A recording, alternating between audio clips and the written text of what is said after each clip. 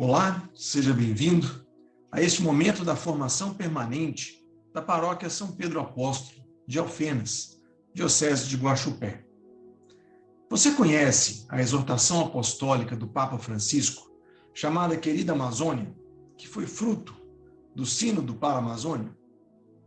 Nosso objetivo aqui é mostrar a exortação apostólica Querida Amazônia, para facilitar o seu entendimento, mas não com a pretensão de substituir sua leitura. Vamos destacar algumas de suas partes, colocando trechos na íntegra para mostrar que a leitura é simples. Então, quando você desejar, você poderá pausar este vídeo para a sua leitura. Esperamos que ao final deste encontro, você se sinta mais motivado a ler este documento da nossa igreja. A exortação apostólica Querida Amazônia foi fruto do Sínodo para a Amazônia e está em sintonia com a encíclica Laudato Si, importante documento lançado em 2015 e que discute a conexão do homem com a natureza. Para o nosso conhecimento, é importante diferenciar o que é um sínodo do que é um concílio. Um concílio se refere a uma reunião de todos os bispos, enquanto o sínodo é uma reunião de uma parte dos bispos. A palavra sínodo vem do grego e significa caminhar juntos. E com o Papa Francisco, nós temos uma igreja cada vez mais que caminha junto.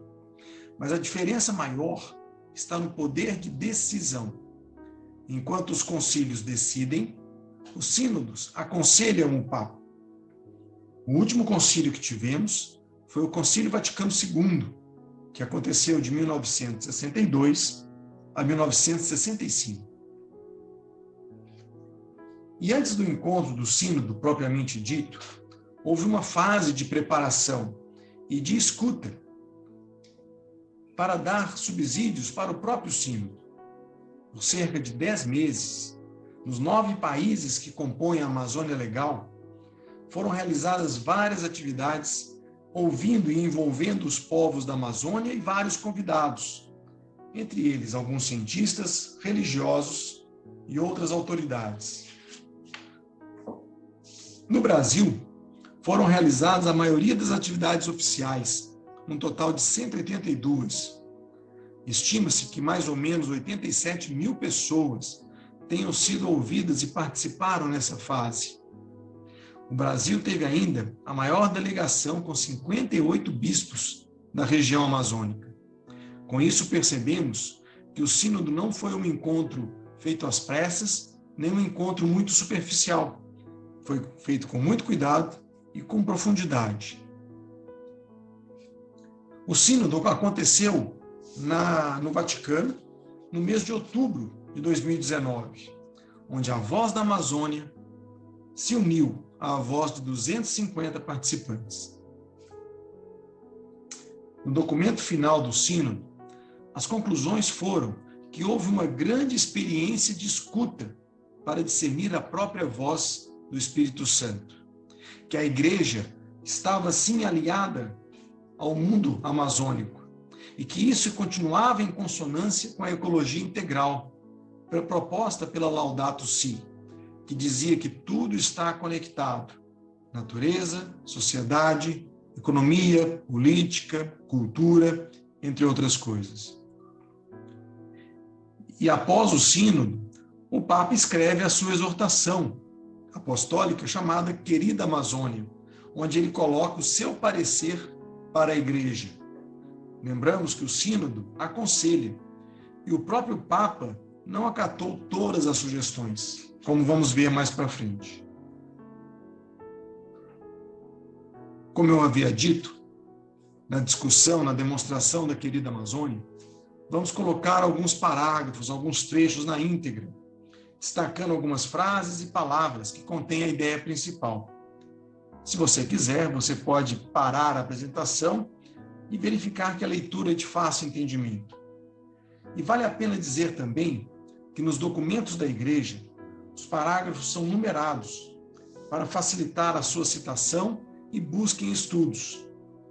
Então, aqui no parágrafo 5º, o Papa nos diz que apesar da Amazônia se referir a uma região de 9 países, essa exortação é dirigida a todo mundo, convidando a todos a conhecer e admirar a Amazônia, e que essas reflexões podem ainda servir de referência para outras regiões da Terra.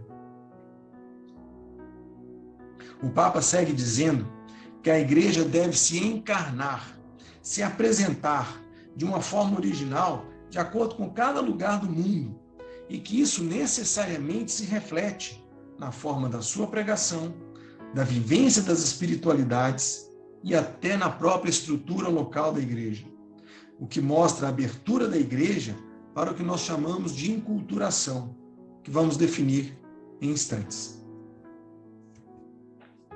E a sua exortação, querida Amazônia, é dividida em 4 partes principais, que ele define como os 4 sonhos. O Papa Francisco nos convida a sonhar com ele um mundo melhor para o povo da Amazônia. Há o sonho social, com foco nas pessoas, principalmente nos mais necessitados. Há o sonho cultural, onde clama pela preservação da cultura dos povos locais. Há o sonho ecológico, com um apelo para o cuidado com o meio ambiente. E, por fim, o sonho eclesial, com uma igreja que seja capaz de ter um rosto amazônico. Nós vamos passar por estes sonhos. Então, no capítulo 8, ele já começa a falar sobre o sonho social. O Papa Francisco começa dando importância ao ser humano que habita na Amazônia. O esforço é para promover um bem-estar humano. Não se pode fixar o olhar somente para a natureza e deixar de lado o homem. Ele expõe sua grande preocupação com a qualidade de vida das pessoas, tanto na floresta como nas cidades. Denuncia a migração da floresta para a cidade sem a devida dignidade de moradia e condição de vida. Podemos aqui lembrar do período após a Segunda Guerra Mundial, com a grande migração do campo para as cidades devido à queda da importância da exploração da borracha nas seringueiras. Ele segue denunciando como crime e injustiça a ganância econômica, tanto nacional como internacional, com a destruição da natureza e desrespeito pelos direitos de posse das terras. O Papa reconhece que a Igreja nem sempre ficou do lado dos mais oprimidos e pede humildemente perdão pela postura da Igreja no período da conquista e ocupação das Américas. Mas, como Moisés e Jesus, diz que é preciso se indignar perante a injustiça atual. Não podemos nos habituar com o mal, diz o Papa Francisco. Neste sonho social, lembra um grande ensinamento que é a capacidade da fraternidade vivida pelos povos indígenas, onde tudo é compartilhado, tudo é colocado em função do bem comum, de uma forma bem parecida com a igreja primitiva, relatada nos Atos dos Apóstolos. E termina este capítulo do sonho social reforçando o lugar de destaque dos povos nativos. A grande questão a ser respondida é o que podemos fazer para ajudar a construir o bem viver que os povos amazônicos desejam para si próprios. Uma colocação que mostra o grande respeito do Papa Francisco pela autonomia dos povos amazônicos.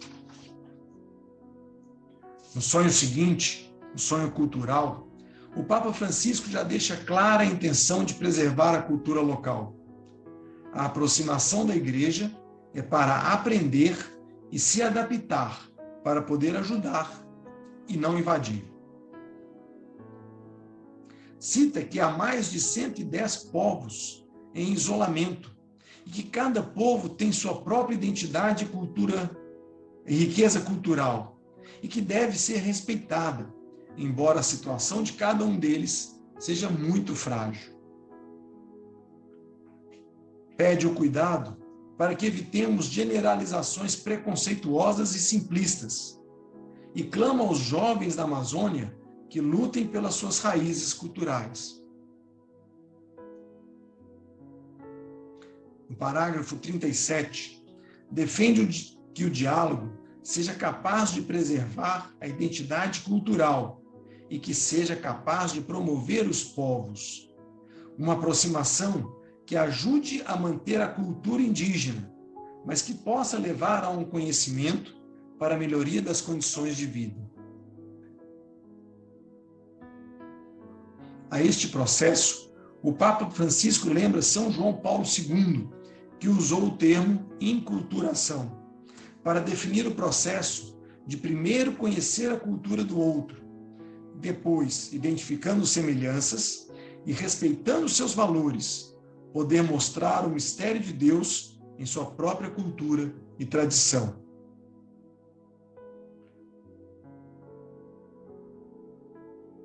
Sobre o sonho ecológico, ele começa dizendo do aprendizado do cuidado e do respeito dos povos amazônicos para com a natureza. É preciso aprender com eles. Reforça que o equilíbrio climático do mundo depende da preservação da Amazônia e denuncia que essa preservação sofre grande risco pelos interesses econômicos e políticos, tanto nacionais como internacionais, e deixa clara a posição da Igreja.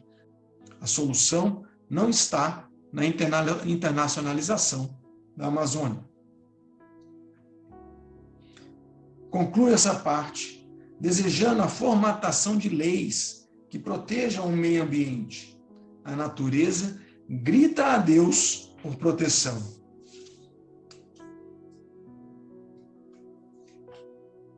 E que devemos, além das leis, aprender com os povos nativos a contemplar a natureza, para amá-la mais e não somente desejar usá-la. Há uma necessidade de um grande investimento em educação ambiental para promover a preservação em contraponto à cultura do consumismo e do descarte. No capítulo 4, o Papa Francisco expõe seu último sonho, o sonho eclesial, o sonho da igreja, o sonho de uma igreja que se coloca ao lado do povo amazônico e caminha com ele. Ele pede que a igreja possa anunciar o amor salvífico de Deus de uma forma apaixonada, coerente, e não apenas transmitir um código frio de doutrinas a serem observadas.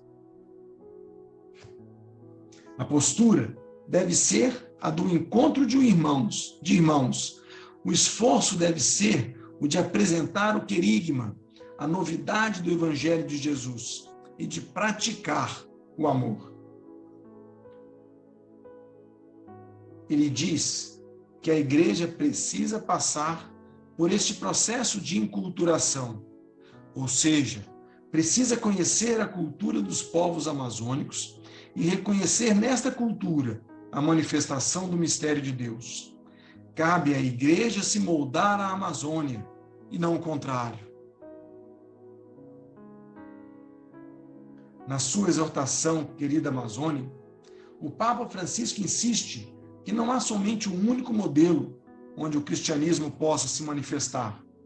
É preciso que a igreja se mostre aberta a esta mudança, e a não aceitação dessa aproximação seria como cortar as asas do Espírito Santo. E ele reforça a necessidade de incorporar na liturgia a cultura local amazônica, seja nos cantos, danças, ritos, gestos ou símbolos. Inclusive, lembra que isso já era uma proposta do Concílio Vaticano II, há mais de 55 anos. Neste documento, o Papa reconhece as dificuldades da Igreja estar presente na Amazônia, devido principalmente à grande extensão territorial, mas pede que esforços sejam feitos para levar os sacramentos, em especial a Eucaristia e a reconciliação aos povos nativos. Lembra que esses sacramentos são de competência exclusiva dos sacerdotes e que não seria possível delegar aos leigos esta missão. Daí a grande importância da presença do sacerdote no território amazônico.